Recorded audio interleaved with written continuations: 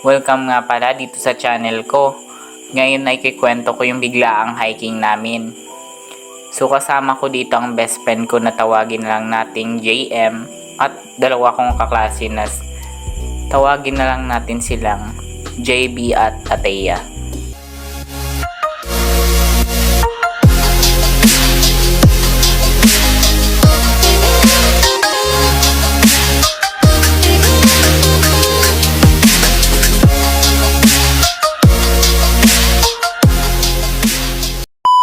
Nakatapos lang ng klase namin noon at naisipan ng kaklase kong si Ateya na maligo raw kami sa swimming pool na hindi naman gaano kalayuan sa bahay namin. So nag-video call na nga kami at nag-usap-usap kung ano nga ba ang gagawin. Tara, maligo tayo. Tara, may naiwan pa naman sa baon ko kanina. Sige, G.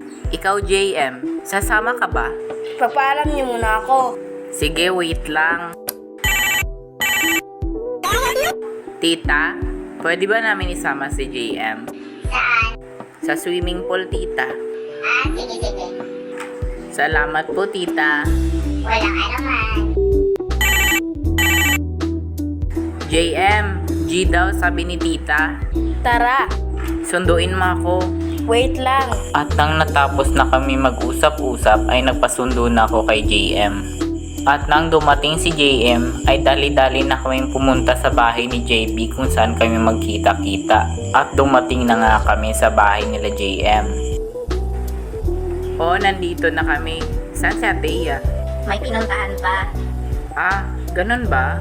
Hinihintay lang namin na dumating si Ateya. A few minutes later. Ilang minuto ay dumating na si Ateya.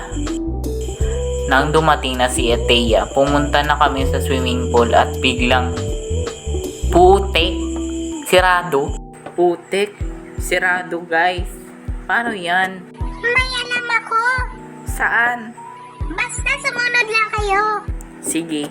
At dahil sirado nga yung swimming pool, napagdesisyon na namin humanap ng ibang liliguan. Dahil may alam na maliliguan si Ateya, ay sumunod na nga kami sa sinabi niya.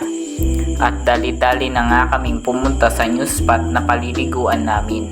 At nang ilang oras ay nagtanong na kami kay Ateya kung malapit na ba.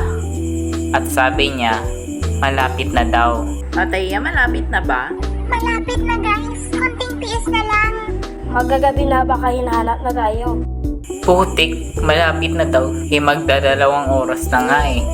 At nagpatuloy na nga kaming bumiyahe. At paulit-ulit kaming nagtanong kay Ateya kung malapit na. 1 hour later.